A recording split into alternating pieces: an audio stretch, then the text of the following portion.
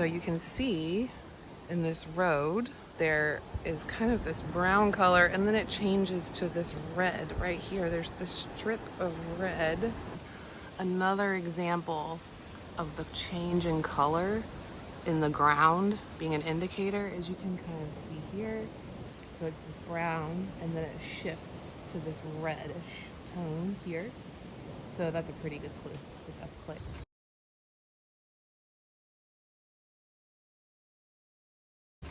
So here's the brown road, but then we saw that red patch through the jungle, and here it is right here. See how it changes color from this brown gray, and then it changes to this red hue. A couple of things that you look for when you're actually on the ground, if you can't get high up to see where there's missing vegetation or color variation, and you're just like, you know, exploring, you can see here that there's all this green growth happening, but then it's slid off here and here and here. That's usually a good indication of clay. But the key for this clay is I can tell with this really rich iron red, usually that is a pretty good indication that it's clay. So this is dirt, and you can see that because when I try to squish it, it kind of holds its form. It's also very crumbly and doesn't really stay. But this clay, it's a different color, and then you can see when you squish it, it's far less crumbly, like it actually starts to hold its form already. So this is another good example of something that would indicate that it's clay. The vegetation has slid off, which is an indicator of clay. There's color variation, which is another indicator of clay. I know this is probably mud. It's very, very, very gritty, and it just like, it's fluffy. It doesn't feel dense. It feels very light. So clay is usually more dense. It's also slimy and will like sort of bind itself. This is very crumbly. So I know this for sure is not clay, but this could be clay. But you can see if you look close, there's a ton of, there's like this textural thing happening here. And that is an indication that this is actually rock. If I go in, you can see pretty quickly, this is actually mostly rock, even though it seemed like it would be clay from far away, which again is the reason why you can't just see it from far away and assume it's clay. You have to go test it. Okay, so this is another really interesting way of finding clay. You would see fissures. So the land has slid, I can see color variation, and I can see fissures. So I would think this might be clay. So, and you can hear how dense it is. But when I flip it over, I can see it's a very, very thin layer of clay over this rock stuff. So this I wouldn't take because it's probably going to have way too much rock in it. Well, maybe this is going to be workable. But again, when I dig into the wall, I can see it's not very deep before I get to this rock.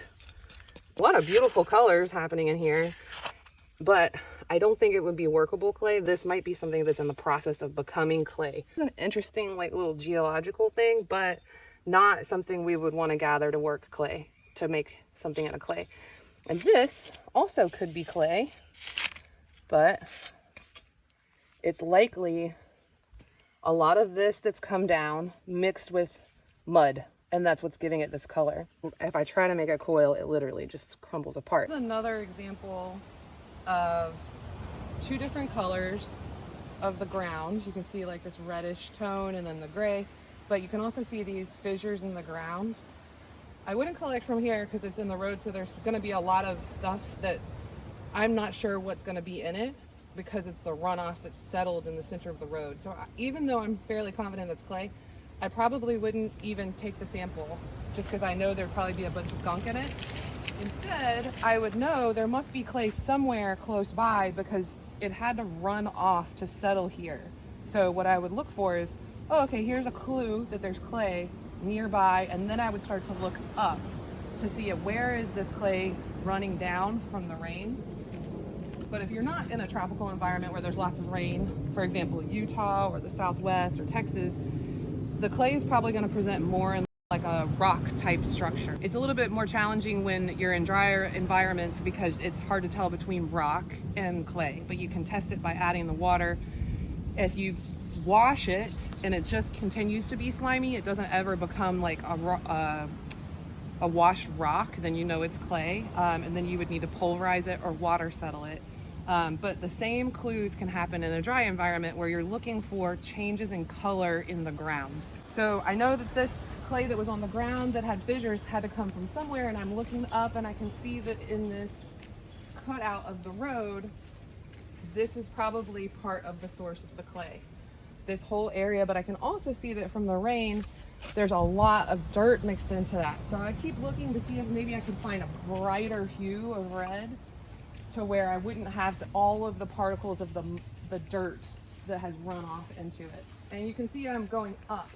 The farther up I go, the more pure the clay will be. See here that the shelf of clay is gone, right? So now it's all sort of this dirt and mud from the rain. So the shelf of clay is down that way. If I'm sure there is still clay, it would just be deeper in the ground. But I'm gonna keep looking. Part of finding wild clay is just like slowing down and looking at your surroundings and noticing the small cues around you. But I can also see that way up the hill, there's a bright red on a shelf there. So I'm gonna go and see if that clay maybe is more pure. So this looks pretty good. There's not a lot of dirt in it. Bright red. So it's pretty high up. It might be a more pure source of that clay that we've seen down the road. So, but you can't really know how workable it is until you test it. Grab a little bit, squeeze it. Well, that's already holding its form really well. You can see that this is like dense. It's heavy.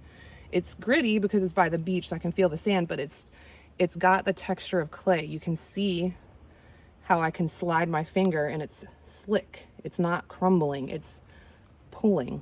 So that's a really good clue.